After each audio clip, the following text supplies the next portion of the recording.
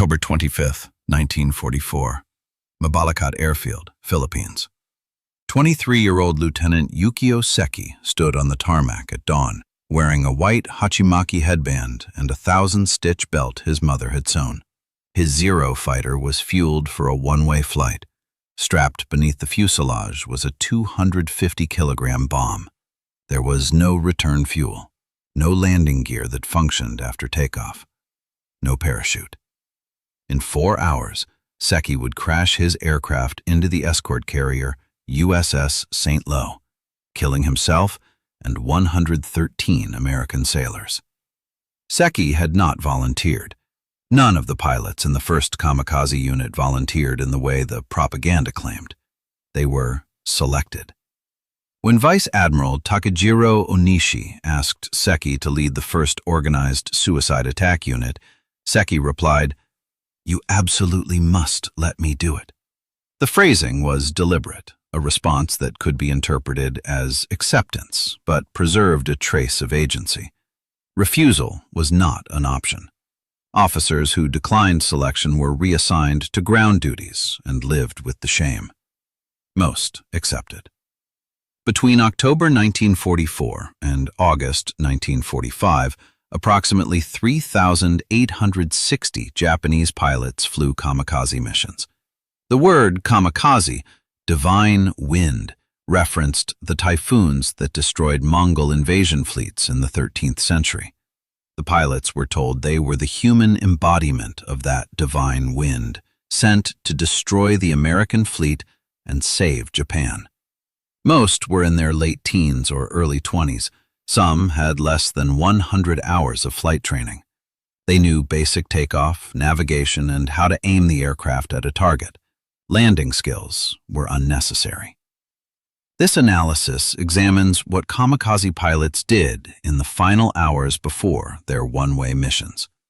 It documents the rituals, the letters, the ceremonies, and the psychological state of men who knew they had hours to live. The focus is not on the politics or strategy of suicide tactics, but on the human experience, what these young men thought, felt, and did when facing certain death. Kamikaze pilots were selected through a process that combined coercion, social pressure, and the illusion of choice.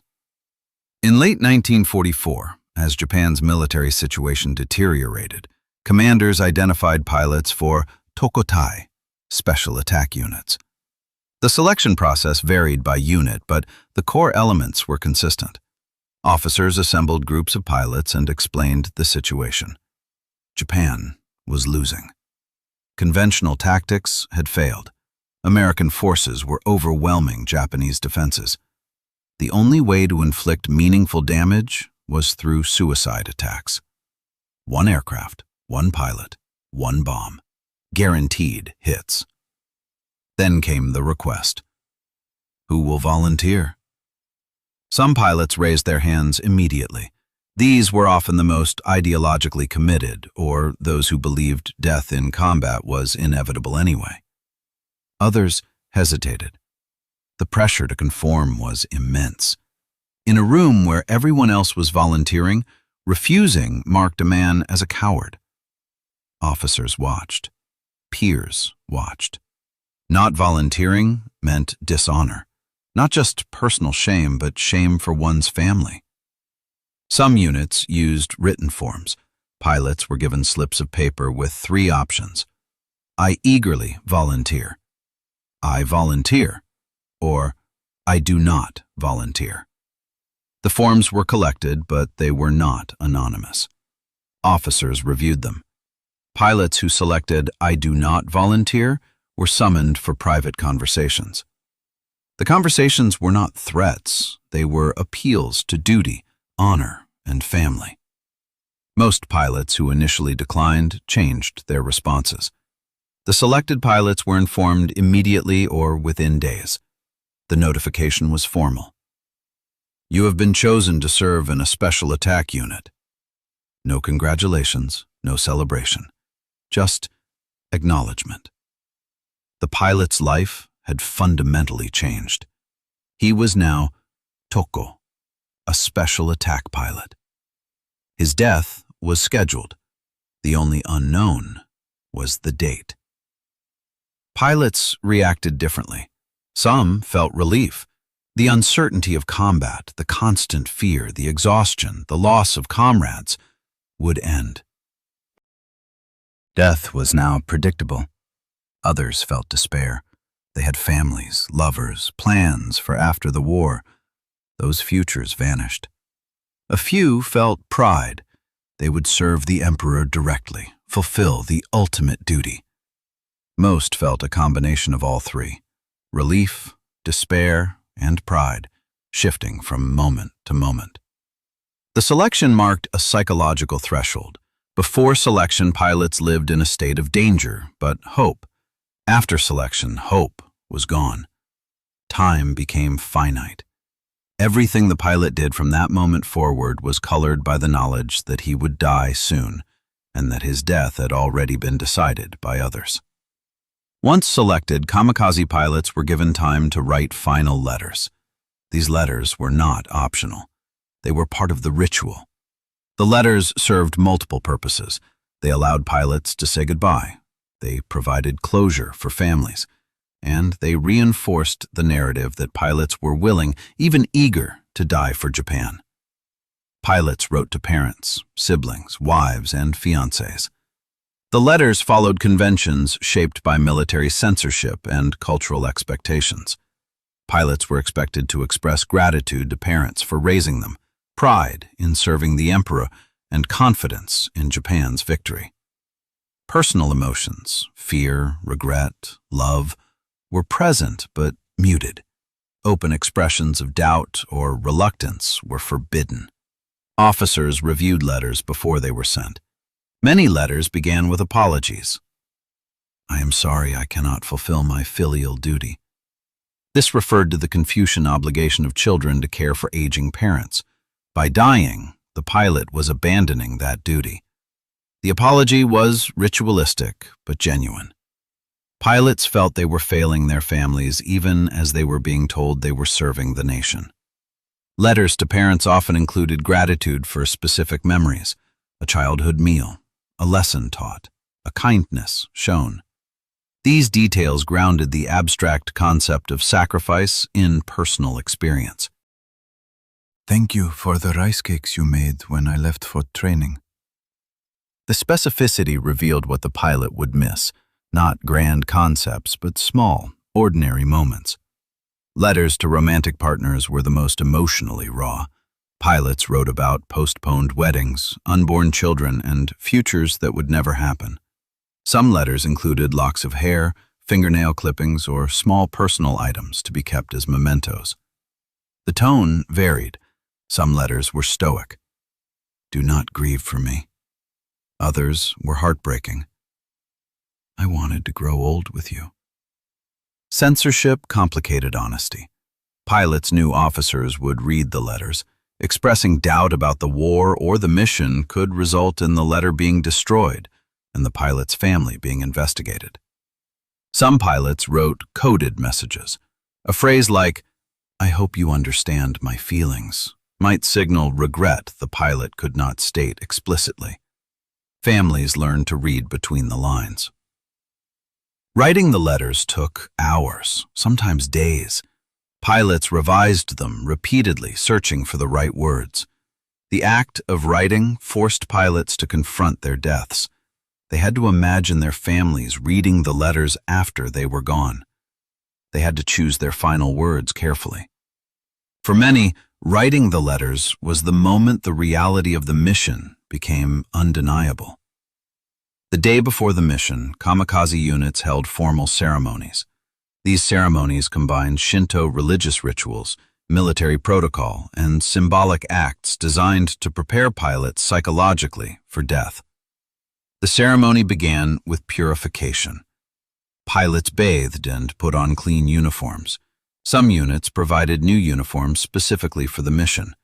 The act of bathing was symbolic, cleansing the body before death, preparing the spirit for transition. Pilots spent extra time in the bath, knowing it was the last time they would experience warmth and comfort. After bathing, pilots gathered in a ceremonial space, a hangar, a temple, or an outdoor area. Senior officers presided.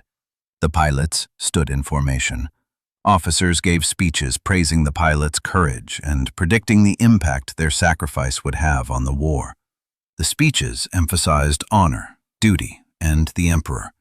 They avoided mentioning fear or death directly. The tone was solemn but optimistic, as if the pilots were embarking on a difficult but achievable mission rather than certain death. Sake was distributed. Each pilot received a small cup.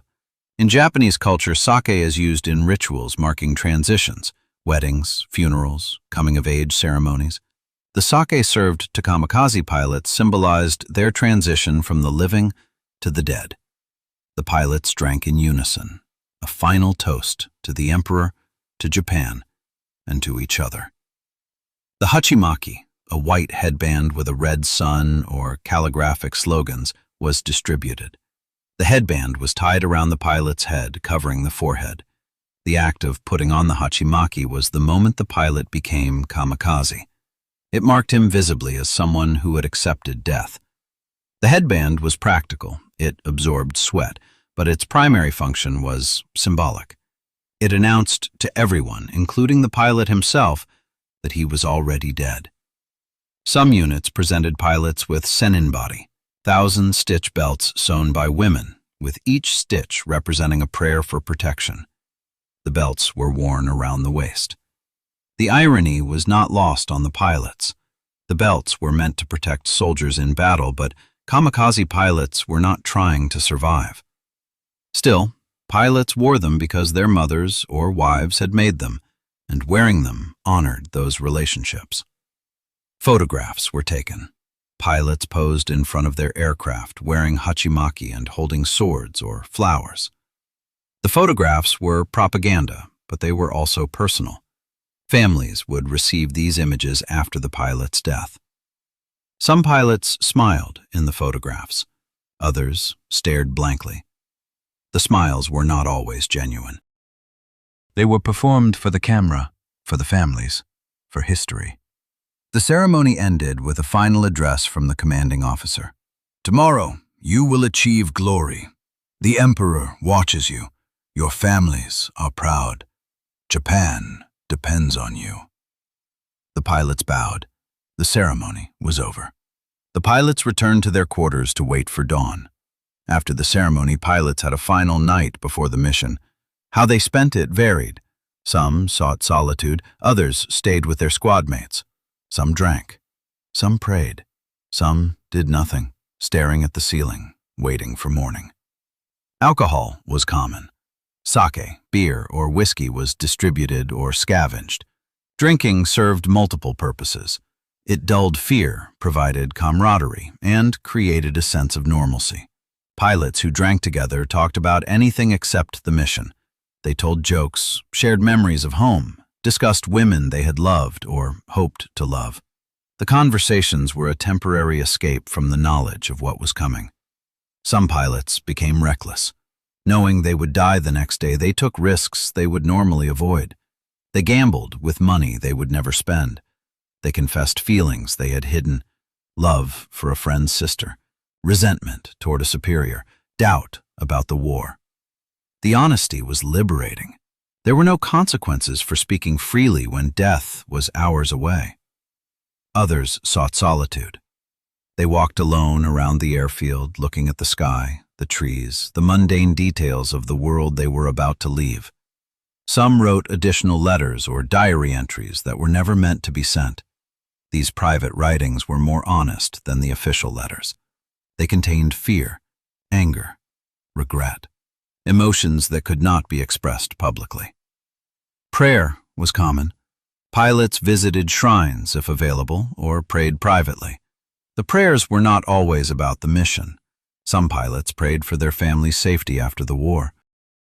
Others prayed for forgiveness, for the men they had killed in previous combat, for the Americans they would kill tomorrow, for their own failures as sons or brothers. Sleep was difficult. Some pilots could not sleep at all. They lay on their bunks, listening to the sounds of the base, engines being tested, Men talking in low voices, the wind. Every sound reminded them that time was running out. Others fell into deep sleep, exhausted by emotional strain. A few pilots reported vivid dreams of childhood, of family gatherings, of futures that would never happen. Some pilots destroyed personal belongings. They burned letters from lovers, tore up photographs, gave away possessions. The act was practical. They would not need these items, but it was also symbolic. They were severing ties to the world. The fewer connections they had, the easier it would be to die. A few pilots tried to escape mentally. They imagined scenarios where the mission was canceled, where they survived, where the war ended suddenly. These fantasies were brief. Reality always reasserted itself. There was no escape. The mission would happen. They would die. The pilots woke before dawn. Some had not slept. Others were shaken awake by orderlies. The routine was mechanical. Dress, eat, assemble. There was no time for reflection. The mission clock had started. Breakfast was served. The meal was better than usual rations: rice, fish, miso soup, sometimes eggs or fruit. The improved food was a gesture of respect, a final kindness. Some pilots ate heartily, savoring the meal. Others could not eat. Nausea, fear, or emotional numbness made eating impossible. They forced down a few bites to avoid offending the cooks. After breakfast, pilots gathered for final briefings. Officers reviewed the mission, target location, flight path, timing, weather conditions. The briefings were unnecessary. The mission was simple: fly to the target, dive into the ship, die. But the briefing provided structure, a sense of normalcy. It was easier to focus on technical details than to think about death. Pilots received final equipment: flight suits, goggles, gloves. Some units provided personal items to carry: a photograph, a lock of hair from a loved one, a small charm. These items would be destroyed in the explosion, but carrying them provided comfort. The pilot was not entirely alone. He carried a piece of home with him. Pilots walked to their aircraft. Ground crews stood at attention. The relationship between pilots and ground crews was close. Crews maintained the aircraft, knowing they were sending men to their deaths. Some crews cried. Others saluted silently. Pilots thanked the crews. "Take care of yourself." The phrase was absurd. The crew would survive, the pilot would not, but it was what people said. At the aircraft, pilots performed final checks: fuel levels, control surfaces, bomb attachment. The checks were habit, not necessity. The aircraft did not need to return, so minor malfunctions did not matter. Still, pilots checked. It gave them something to do with their hands. Senior officers approached for final words: a handshake, a salute, a brief comment. "Fly well. The Emperor is grateful." The words were formulaic, but they mattered. They acknowledged the pilot as an individual, not just a weapon. Some pilots experienced a moment of clarity. Standing beside the aircraft, they realized this was the last time they would touch the ground, breathe the air, see the sunrise.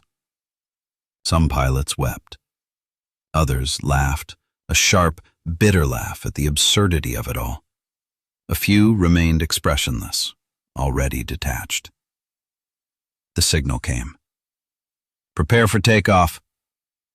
Pilots climbed into cockpits, strapped in, closed canopies.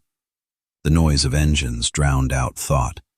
There was only the vibration of the aircraft, the smell of fuel, the horizon visible through the canopy. The pilot was alone now. The mission had begun. The aircraft taxied to the runway. The pilot's hands moved automatically: throttle, stick, rudder. Training took over. Fear receded. There was only the procedure: engine check, flaps set, mixture rich. The checklist was incomplete. There were no items for landing. The landing gear would be jettisoned after takeoff to reduce weight and prevent the possibility of aborting. The tower gave clearance. The pilot advanced the throttle. The engine roared. The aircraft accelerated down the runway. The stick lightened as speed increased. The pilot pulled back. The nose lifted. The wheels left the ground. The aircraft was airborne. For a moment, flying felt normal. The pilot had done this hundreds of times. Takeoff, climb, level flight. Muscle memory executed the maneuvers. The pilot could almost forget what was coming. Almost. But then the pilot jettisoned the landing gear. The hydraulic system released the wheels. They fell away, tumbling toward the ground. The action was irreversible. The aircraft could no longer land. The pilot was committed. There was no turning back. Some pilots felt panic at this moment. The finality was overwhelming. A few radioed requests to abort, claiming mechanical problems. Most requests were denied. Continue to target. The pilot had no choice. The formation was already forming. Other pilots were watching. Turning back meant disgrace. Others felt relief. The decision was made. The uncertainty was over. There was nothing left to do but fly and die. The simplicity was calming. No more choices. No more fear of making the wrong decision. Just one task. Reach the target. The flight to the target took 1 to 3 hours, depending on distance. During the flight, pilots were alone with their thoughts. Some prayed continuously, repeating mantras or sutras. Others focused on flying, monitoring instruments, maintaining formation, scanning for enemy fighters. A few allowed their minds to wander, revisiting memories, the childhood home, a parent's face, a lover's voice. Formations provided some comfort. The pilot was not alone in the sky. Other aircraft flew beside him, other men facing the same fate. Occasionally, pilots broke radio silence to exchange brief messages. "I see the target. Good luck. Tell my family I did my duty." The messages violated protocol, but were rarely punished. What punishment could matter now? As the target came into view, the pilot's focus narrowed. The ship was visible, a gray shape on the blue ocean. The pilot began the descent. Airspeed increased. The ship grew larger. Anti-aircraft fire erupted, black puffs of smoke, traces arcing upward. The pilot ignored them. Eyes on the target. Stick forward. Throttle full. The final seconds were pure sensation. Wind noise, engine roar, the ship filling the canopy. Some pilots screamed, a release of fear, rage, desperation. Others were silent. A few shouted final slogans. "Long live the Emperor! For Japan!" The words were for themselves, not for anyone else. Then, impact. The aircraft struck the ship. The bomb detonated. The explosion consumed the pilot, the aircraft, and everything within the blast radius. The pilot's consciousness ended instantly. There was no pain, no awareness of death. One moment, life. The next, nothing. Kamikaze pilots left behind thousands of letters, poems, and diary entries. These documents reveal what the men were thinking and feeling in their final hours. The writings vary in tone. Some are patriotic and resolute, others are heartbroken and uncertain. Together, they provide insight into the psychological state of men facing certain death. Many letters expressed gratitude and apology to parents. A typical letter might read, "Thank you for raising me with such care. I am sorry I cannot repay your kindness. I go now to serve the Emperor and protect our homeland. Please do not grieve for me. I am happy to fulfill my duty." The tone was formal, shaped by cultural expectations and military censorship. But beneath the formality, there was genuine emotion, love for family, sorrow at causing them pain. Letters to romantic partners were more personal. "I wanted to marry you and build a life together. I regret that we will not have that future. Please remember me, but do not mourn forever. Find happiness." Some letters included instructions. Marry someone who will treat you well, raise children, and tell them about me. These letters revealed the pilots' awareness of what they were losing, not just their own lives, but the lives they might have lived. Poems were common. Japanese literary tradition values the expression of emotion through poetry, particularly in the face of death. Many kamikaze pilots wrote haiku or tanka, short poems that captured a moment, a feeling, or a final observation. One pilot wrote, "Cherry blossoms fall, in the spring they return, I will not." The imagery of cherry blossoms, beautiful but brief, was a traditional metaphor for the samurai ideal of a beautiful death. But the final line, "I will not," introduced ambiguity. Was the pilot accepting his fate or lamenting it? Some writings revealed doubt. A diary entry found after the war read, "I do not want to die. I am afraid, but I cannot say this to anyone. I must pretend to be brave." These private admissions contradict the public narrative of eager volunteers. They show that many pilots were terrified and only accepted the mission because refusal was impossible. Final messages sometimes included anger. A few pilots wrote bitterly about the officers who selected them, the politicians who started the war, or the society that glorified death. They send us to die while they stay safe. They call us heroes, but we are just scared boys. These messages were rare. Most were destroyed before they could be sent, but they existed. After the war, families received the letters and personal effects. For some families, the letters provided closure. They confirmed that their sons or husbands had died and offered final words of love. For others, the letters deepened grief. Reading the pilot's final thoughts made the loss more real and more painful. The letters, poems, and diary entries left by kamikaze pilots are now preserved in museums and archives. They serve as historical documents, but also as human testimony. Evidence of what it means to face death at a young age, under circumstances beyond one's control. Between October 1944 and August 1945, approximately 3,860 Japanese pilots flew kamikaze missions. The number is approximate because records are incomplete. Some missions were not documented. Some pilots are listed as missing rather than confirmed killed. But the scale is clear. Thousands of young men died in organized suicide attacks. The effectiveness of kamikaze tactics is debated. Kamikaze attacks sank 34 U.S. Navy ships and damaged 368 others. Approximately 4,900 American sailors were killed. In terms of cost-effectiveness, damage inflicted per pilot, kamikaze attacks were more effective than conventional bombing. But effectiveness is a cold metric that ignores the human cost on both sides. For the pilots, the cost was total. They lost their lives, their futures, and often their agency. Many did not volunteer in any meaningful sense. They were selected and pressured into accepting. The narrative that they were eager to die was propaganda, constructed to maintain morale and justify the tactic.